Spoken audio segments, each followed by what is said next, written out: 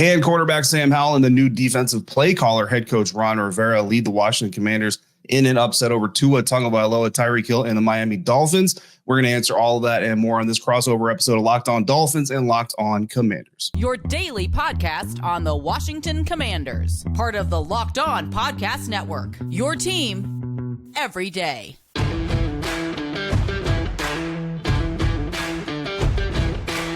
Welcome in, everybody, to this crossover Thursday episode of Locked On Commanders and Locked On Dolphins, your daily podcast covering the Washington Commanders and the Miami Dolphins, part of the Locked On Podcast Network, your team every day. Thanks so much for making us your first listens of the day every day. And don't forget that you can subscribe for free on YouTube or wherever you're listening to this podcast. I'm David Harrison, host of Locked On Commanders on Twitter at dharrison82. He's Kyle Krabs, host of Locked On Dolphins on Twitter at Grinding the Tape. And we're covering both sides of this weekend's matchup for you, here with you every Monday through Friday, along with our everydayers and everydayers. You already know, but we'll tell you anyway. We appreciate every single one of you. This crossover Thursday episode is brought to you by Prize Picks, the easiest and most exciting way to play daily fantasy sports. Go to prizepicks.com/LockedOnNFL. Use the promo code LockedOnNFL, all lowercase, and you'll get a first deposit match up to $100. In this week's crossover, we're going to talk about what has to happen for the Miami Dolphins to cover and for Washington to upset the 9.5-point spread that FanDuel is currently projecting in a Dolphins win. The matchups that go into this weekend's contest, but we're going to start it all off with the biggest storyline surrounding each of these teams. Kyle, what is going on with the Miami Dolphins? Well, first of all, I want to compliment you on the beard because it looks very sharp this morning. So props there. As somebody who cannot grow a beard, I always appreciate a good beard when I see one. It's good to catch up. We don't get to do this often, right? The Commanders, Dolphins, it's, if we're lucky, twice every 4 years, depending on where you're finishing in the divisional order now that you have the 17th game. So it's good to catch up with you. But from a Dolphins perspective, coming into this game, the focus is really on how well the Dolphins can mitigate the self-inflicted wounds that they've been experiencing over the course of the past several weeks. You know, that they have 2 interceptions late in the first half against the New York Jets. One of those returned for a touchdown, takes a 10-0 lead, turns it into 10-6. They miss the extra point. The second interception leads to a pick six that's returned for a touchdown. That's neither here nor there. Against the Raiders, you have 3 turnovers. Tua Tagovailoa has a fumble. He has an interception coming out of half, trying to take a shot down the field. This is a team that is so potent, so explosive.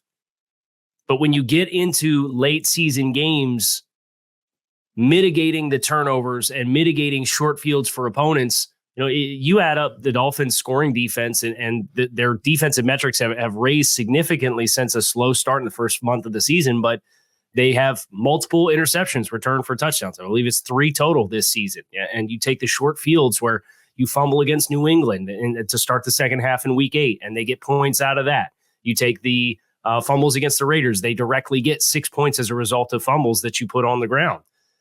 This scoring defense is 23rd in the league, but the rest of the metrics are pretty promising outside of that. So you have to, as you get into this late season run, Miami's sitting at 8-3. Buffalo is second in the division at 6-6. Hopefully they smell blood in the water and a chance to go on a little bit of a run here. They're home for their next few games after this contest. This is their next to last road game on the regular season schedule.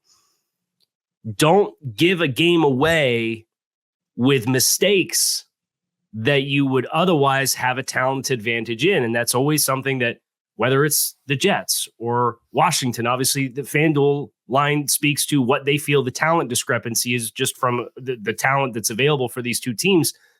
Mm-hmm. But Miami, it's always going to be a question until they stop doing it. And they only have one game this entire season where they have not had a single turnover. That was week 3 against the Broncos when they scored on effectively every possession they had until the end of the game. So for Miami, that's the story is, hey, great. You know, the offense has come to life the last couple of weeks. You're up over 400 yards of offense. You scored 27 points on offense against the Jets defense, but the turnovers. And, you know, you had a fumble against Kansas City in a high-profile game in Germany that was returned for a touchdown. So Miami, they got to clean it up. It's the number one talking point now that the balance has started to come back to this offense a little bit. Yeah, and if you're Miami Dolphins looking to fix that turnover problem, this might be the matchup that you're really looking for. And unfortunately, through 12 weeks of football. This Washington Commanders defense specifically, but really the Washington Commanders offense has been a part of it as well, facing 3 straight teams earlier in the season that were 32nd in the league in sacks coming into those games, and each of those teams were able to dig themselves into the mid-20s by the time that game was over. Kind of like our friends at BetterHelp. Like if you've got some stress on your side of the ball, come see Washington, and Washington will help you deal with that stress. And that's unfortunate for Commanders fans. But the biggest story this weekend is Ron Rivera taking control of that Commanders defense and looking to be a little bit more of a stress inducer than they have been a stress releaser. I do expect a little bit more blitzing from Ron Rivera's control, not a ton more blitzing. I don't think you're going to see like a Martin Mayhew or what's his name, Kyle? I'm completely blowing the Giants defensive coordinator's name. Wink Martindale. I don't even know why I said Martin Mayhew, the GM of the Washington Commanders, calling the Giants defense. That's insane. But more blitzing from the Washington Commanders with Ron Rivera in charge. But again, not to that kind of a level, just a little bit of an increase. And part of that is because he mentioned that he does want to get defensive tackles Jonathan Allen and Daron Payne into some better matchup situations, get them some more one-on-one looks, because especially with the absences of Chase Young and Montez Sweat. I mean, if you're an offensive line, you look at that defensive line, and no disrespect to any of the guys that are on the edges now for the Washington Commanders, but they're just not that threatening. So you focus in on those 2 guys, you mitigate their ability to impact the game, and then you make these guys who are completely unproven for a reason to some extent try to prove themselves, and just hasn't been working. So I do expect to see more blitzes.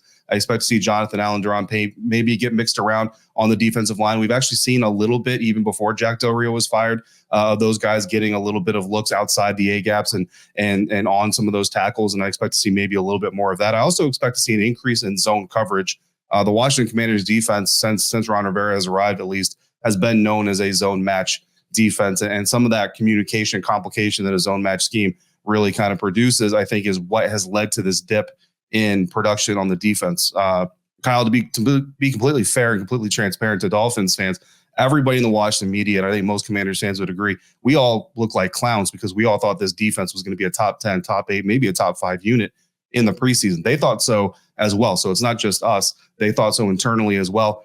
But I think the complication with Jack Del Rio's version of match zone defense is when you add some new pieces like Emmanuel Forbes, or you lose a piece and you have to put in a guy like Percy Butler in that safety spot, that communication now is already complicated, becomes even more complicated, and the likelihood for one spot to slip out and cause chaos amongst the rest is just higher. And I think that's what we've seen. I think a much more simplified version of zone coverage is probably what you should expect from the Commanders. I do still think it's going to be a zone match defense, just maybe not as many what ifs and if this happens, I have to do this type of situations going on. So a little bit less complicated, but still one of the more complicated types of defensive schemes to run out there today. And obviously, if that's going to happen, I expect a lot less man coverage.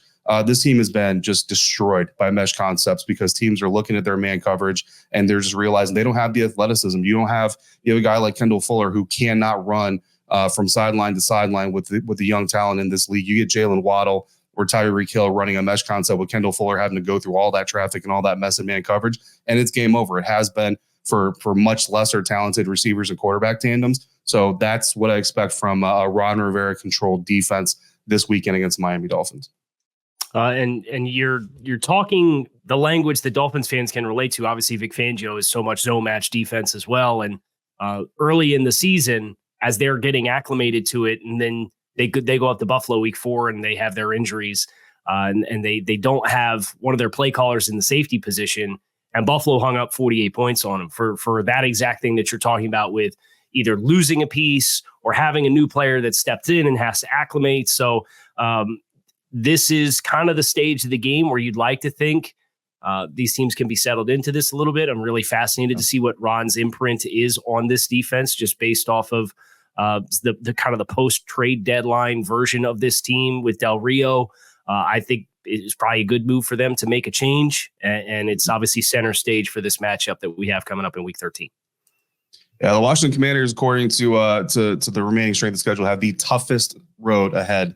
And when you're already projected to pick top 5 in the NFL draft, that doesn't speak too highly of your odds. But Ron Rivera is going to give it his best shot. What matchups are going to dictate the result of this Dolphins Commanders game that's coming up next on this Locked On crossover Thursday episode of Locked On Commanders and Locked On Dolphins, part of the Locked On Podcast Network, your team every day. And this crossover episode, along with all your crossover episodes on the network, are brought to you by Prize Picks. Prize Picks is the largest daily fantasy sports platform in North America. It is the easiest and most exciting way to play daily fantasy sports because it's just you against the numbers. Instead of battling thousands of other players, including pros, sharks, guys like Kyle, guys like me who see these teams every single day, you just pick more than or less than on 2 to 6 player stat projections and then sit back, watch your winnings roll in. I pick 3 player projections every Thursday night for the Thursday night football matchup this season. I'm doing all right. I'm probably going about 60% successful. This week I'm going with Seattle Seahawks kicker Jason Myers for more than 1.5 field goals made, Cowboys receiver CeeDee Lamb for less than 6.5 receptions, and Dallas Cowboys running back Tony Pollard for more than half a touchdown. Go to prizepicks.com/LockedOnNFL. Use the promo code LockedOnNFL for a first deposit match up to $100. Again, that promo code LockedOnNFL, all lowercase, at prizepicks.com/LockedOnNFL to get your first deposit matched up to $100. Prize Picks, daily fantasy sports made easy.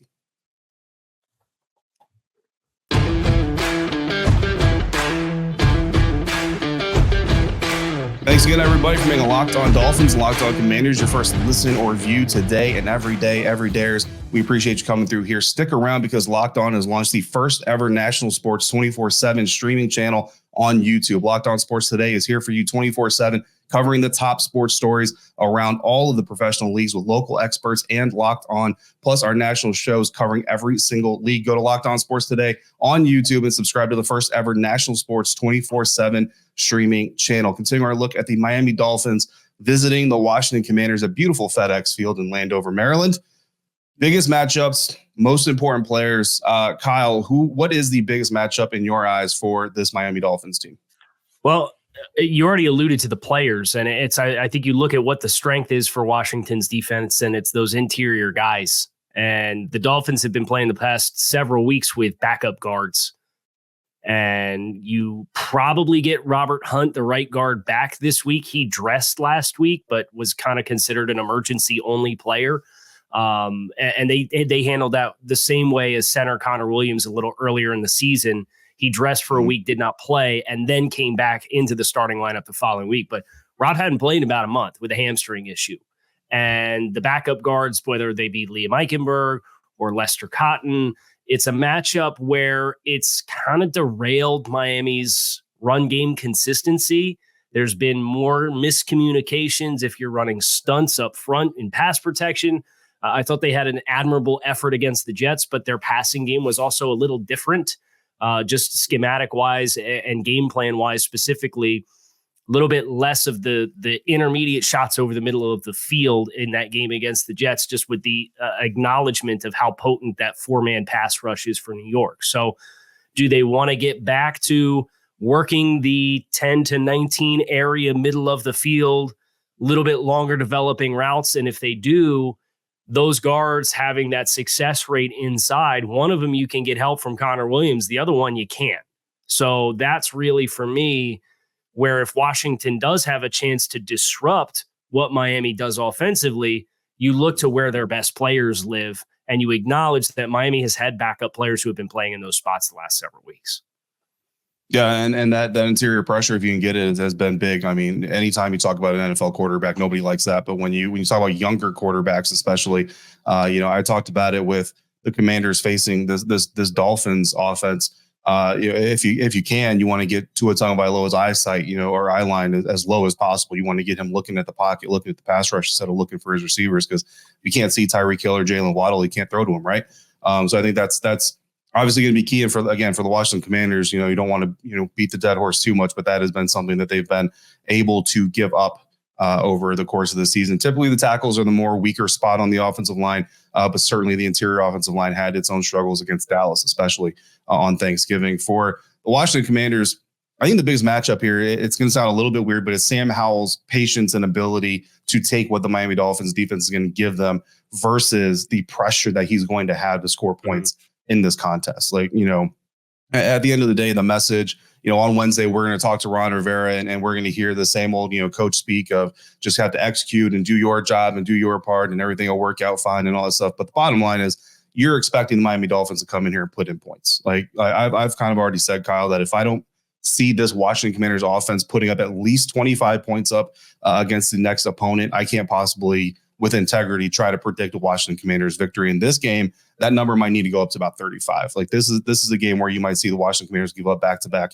45-point outings to their opponents. And some of that is obviously the defensive struggle, but some of that is just what the Miami Dolphins have been able to do. So when you're Sam Howell, you know that you're aware of that, whether you acknowledge it publicly or not. So the pressure to put points on the board every single time you have the ball is going to be something I'm going to be really interested to see how he handles. Sam Howell, very infamously, if you're a Washington Commanders fan, had a very rough game against the New York Giants, his first time facing them as a starter earlier this season. And the expectation was that second outing, he would be much better. Not so much. And for me, going back and watching the tape, there were a lot of situations where he had underneath routes, he had intermediate routes open. I mean, 3rd and 6 is where he had wide open guys about 8 yards downfield, and he bypassed those guys to take the deep shot, sometimes into double coverage. Some of those led to turnover opportunities. And to me, it looked like a young quarterback that was pressing, trying to not only beat a divisional opponent, but almost trying to make up for the bad performance he had the previous time that he saw that team. And that's a young guy thing to do. You know, I think a lot of young guys, they have that killer mentality. They want to go out there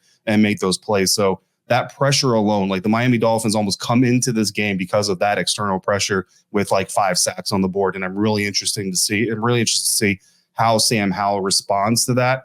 Because the Dolphins, you know, for everything they have done, one of the not as great teams, I think 20 other teams or so are better than them in red zone defense and goal-to-go defense. So if Sam Howell can be patient and take the dump offs and let his playmakers make some moves, get into the red zone, get into the goal-to-go situations, because right now that is where the Dolphins have been the most vulnerable, and Eric Bieniemy should be able to scheme up some opportunities for them to get points in that situation. But if he tries to get it in those chunks by forcing them, that's where you might see another 3-interception day from Sam Howell. Yeah, and I think that's a great point from a defensive explosives perspective. The Dolphins are number 1 in the NFL in the least amount of explosive plays conceded defensively this season on a per-game basis. They have 41 explosive plays, I believe, or 44 explosive plays through 11 games. So they have really put the ceiling on opposing offenses. So they do dare you to be methodical and not make mistakes and consistently win on first down, because if they get you behind the sticks on 2nd and long, they're going to make you make that decision on, are we going to try to run the ball and set up a 3rd and mid, or are we going to throw the ball? And if we're going to come out and spread the field and try to throw the ball, that's when you look at this bevy of pass rushers that the Dolphins have. Obviously, they lost Jalen Phillips on Black Friday with a torn Achilles for the rest of the season, and that's going to be a tough blow for the Dolphins long term. I do think between Bradley Chubb, Christian Wilkins is tied for the team lead in sacks. He's having a career year and a contract year. He's really motivated. Andrew Van Ginkel, when Jalen Phillips missed time earlier this season, was pretty successful. He had a starring role in the Sunday Night Football win against the New England Patriots in week 2 when Phillips missed his first game of the season. Zach Sealer is another interior defensive lineman they just paid. He's got 5 sacks this year. Like they've had 5 guys with more than 25 pressures on the season. So they have enough well-roundedness where if you're going to try to hold the ball and make things happen down the field, you'd like to think that pass rush can really get after it and force some mistakes. And I think that's a big matchup for Miami when the Commanders do have the ball, is who steps up opposite on that other side. Is it going to be Emmanuel Ogbah, who's on a big contract but hasn't really played, or is it going to be Andrew Van Ginkel and their role presumably against Andrew Wiley, because they have exclusively rushed. They have sides. Bradley Chubb rushes against left tackles, and Phillips had been rushing against right tackles. Yeah, and Commanders fans are never happy to hear that an opposing team might be focusing on rushing guys like Andrew Wiley, because he hasn't been as super sharp, I think, as many expected coming from a Super Bowl regular in the Kansas City Chiefs. So those are the key matchups. Those are the key players that are going to play roles in this weekend's game. Coming up next, we're going to talk about what has to go right for the Commanders pull off the upset and what the Dolphins have to do in order to prevent the upset. That's next on today's Crossover Thursday episode of Locked On Commanders and Locked On Dolphins, part of Locked On Podcast Network, your team every day. Today's episode of Locked On Dolphins and Locked On Commanders brought to you by DoorDash. If it's halftime, that's ordering time. Why root for your team on an empty stomach? You wouldn't do it in the stadium. Don't do it in the living room. Order on DoorDash and save on football watch party favorites. If you're a Miami Dolphins fan traveling to the Washington, D.C. area, the Landover, Maryland area and you've never been here before, try out Jenny's Splendid Ice Cream. You find them on DoorDash. My favorite flavor is honey vanilla bean, but they've also got a flavor of lemon bar, which is dairy free. So if you need that, you can still get a treat there. It's very good, very delicious. Highly recommend it. Kickback at kickoff with unbeatable deals on everything you need for your watch party. All your favorite restaurants, your favorite stores, retail, grocery, they're all on the app, so you can shop everything you need to get game day ready and get prepared before game day and stock up on your favorite appetizers, tailgate gear, all of it on DoorDash, and then get ready to watch your team compete. Get 50% off up to a $10 value when you spend $15 or more on your first order after downloading the DoorDash app and using the code LOCKED23. Again, that code is LOCKED23 on the DoorDash app after you download it for up to 50% off, up to a $10 value on your first order when you spend $15 or more, subject to change. Terms apply. This crossover episode also brought to you by FanDuel. Score this NFL season with FanDuel, America's #1 sportsbook. Right now, new customers, you get $150 in bonus bets with any winning $5 money line bet. That's $150 if your team wins.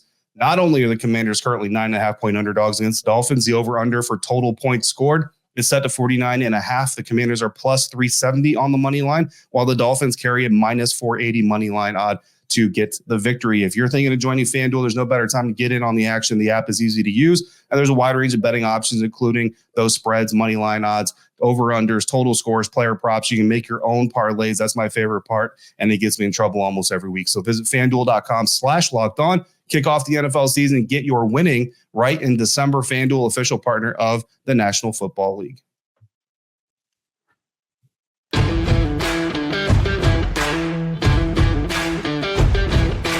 Back now to wrap up this crossover Thursday episode, Locked On Dolphins, Locked On Commanders. We're talking about what has to go right for each side to secure their fate. The Miami Dolphins, again, heavy favorites in this game. I think everybody knows why. It's really no secret. Washington Commanders fans, it's going to be interesting to see how many Commanders fans. The ticket sale numbers aren't actually terrible for this game, but with the weather expected to not be super great, it's going to be interesting to see how many actually decide to brave the weather, brave the cold, and come out for this one. And I'm interested, Kyle, to see how Dolphins fans, I don't want to say travel because DC is a transplant city anyway, and this area is a transplant area anyway, but I am interested to see how many Dolphins fans are in the stands as well. The concern is always trap games, right? Like teams come in and they kind of get overconfident about the opponent that they're about to have. I call it feeding the trolls. Earlier this season when the Commanders were hosting the Cardinals, that's what I said. Don't feed the trolls. That's all you have to do in order to win the game. They fed the trolls. They still were able to pull off the victory. But Kyle, is that how you view this matchup this weekend, or what has to happen for the Dolphins in order to not get upset in Landover? Yeah, and the Dolphins have done a nice job thus far this season. One of the critiques around the team is, well, you only beat the teams you were supposed to, with air quotes. And, you know, they have avoided the letdown game. And that's really what stands out as kind of the difference right now in this AFC East race when you consider Buffalo lost to Denver. And obviously Denver's really hot right now, but Buffalo lost to New England. That's one of New England's 2 wins this season. Buffalo lost to the Jets in week 1 after Aaron Rodgers went down. So those kinds of contests have kind of shaped this AFC race, and the Dolphins have avoided it. I think Mike McDaniel, his team learned that lesson last year, where they were very streaky. They win 3 in a row, they lose 3 in a row. Some of the teams that they should have beat, regardless of the quarterback situation that they were dealing with injuries, they win 5 in a row, they lose 5 in a row. So they were very up and down last year. They talked about the emotional maturation of this group. I think you got to come out, you got to tackle is the number one thing for me, because if Washington's going to get chunk plays, I don't know that it's going to be structurally against Miami's defensive structure with the coverage rate. And then you consider the ball hawks they have on the back end. You saw Jalen Ramsey late in the game against the Raiders baited a couple of throws against a rookie quarterback in Aiden O'Connell. Is he going to test Sam Howell's patience? Is he going to make it look like he's got a little room while he understands the route concept and he jumps in front of that throw? So I think if Washington's going to have explosive plays and they're going to get chunk gains, it's going to come from Sam Howell extending within the pocket, getting outside the pocket, but keeping his eyes downfield to throw. It's one of the things I was most impressed with when I watched Sam Howell in preparation for this game is he's slippery in the pocket, but he runs largely to throw. And it's when you suck up those underneath defenders that you get outside the pocket, say, okay, I'm going to box him in. And then he ear holes it right around you, and Brian Robinson's catching the ball along the sideline. He's scooting up the sideline for a big gain, right? So that for Miami, within the pocket, tackle your opportunities when you get Sam Howell within your wingspan. And then in space, don't let them get a lot of run after catch and yards after contact as well, because that would be the ticket, I think, for Washington getting the points on the board that they will probably need to win the game. Yeah, I mean, it's hard, man. It's hard to tell competitors to be competitive by being patient. Like that's really hard to tell guys to do. But it's almost, would you rather give up a 4-yard run to the quarterback, or would you rather give up a 51-yard touchdown to Brian Robinson down the sideline? That's kind of a pick your poison moment at sometimes. And yeah, even against the Dallas Cowboys in a big loss like that, there are moments where Sam Howell just gets away from pressure and you're not even sure how he was able to do it. So certainly something to watch there if you're a Miami Dolphins fan. For the Washington Commanders, it's been the same narrative all season long, but it's the explosives, and you can't give up explosives to any team, but especially this Miami Dolphins team, because they might be the most explosive in the National Football League. But not only that, every team gives up explosives, here and there. Even the Miami Dolphins, who, like you said, are one of the best or the best in the NFL this year in preventing those. They still happen from time to time. But the key really isn't just giving up the explosive, is what you do after the explosive. And the resiliency there has not been there this season for the Washington Commanders. And just as of late, the last 2 games alone, about 80% to 85% of the points that their opponents scored came on drives where they were able to notch at least one explosive play. And some of that, obviously, explosive play eats up a lot of yards, so you're going to get into scoring range more often. But it's not just that. It's also how this defense seems to respond after giving up those chunk plays. They just kind of seem to get self-defeated. And with Jack Del Rio fired, with their secondary coach getting fired this last week, and with Ron Rivera taking the reins, you just kind of have to worry about, if they give up early explosive plays, is it going to turn into one of those, okay, well, nothing has really changed, woe is us, and this is the same old defense. And then that's when Tyreek Hill puts up 40 points for my fantasy team, and at least I can walk away with a little bit of a silver lining from my day of coverage. So, as insane as it seems to say that that's the key to the Washington Commanders pulling off an upset, preventing those explosive plays, you gotta live with the underneath stuff, and you got to try to make the tackles as best you can. Because if you let this Dolphins offense get running in a track meet, it's going to be game over before halftime. So should be an entertaining game. Kyle, I told Commanders fans at the beginning of the season, this team might win 4 games, it might win 14 games. Either way, there was going to be a lot of entertainment. I really expected that to come in the development of the offense, not the implosion of the defense. And so far, they've only got 4 wins. So I may have been more correct than I thought I was when I said that. But it's been a pleasure talking to you, previewing this game. I look forward to seeing the Dolphins. I've never seen Tyreek Hill play in person, so I'm really looking forward to seeing that as a football fan. Just one of those bucket list items that you get to check off the list. So that's going to do it, Commanders fans, Dolphins fans, for this crossover Thursday episode, Locked On Dolphins, Locked On Commanders. Don't forget, Locked On has also launched the first ever national 24/7 streaming sports channel on YouTube, Locked On Sports Today. Make sure you go there. You'll probably see us talking about this matchup a little bit on that stream as well. Coming up, make sure you follow Kyle on Twitter at Grinding the Tape. Find me on Twitter at DHarrison82. We've each got at least one more episode coming before these 2 teams take the field on Sunday. As always, thank you for making us your first listen of the day, every day, everydayers. Thank you for coming through on a regular basis like you do. Till we speak again, please be safe, be kind. We'll see you next time for another episode of Locked On Commanders, Locked On Dolphins, part of the Locked On Podcast Network, your team every day.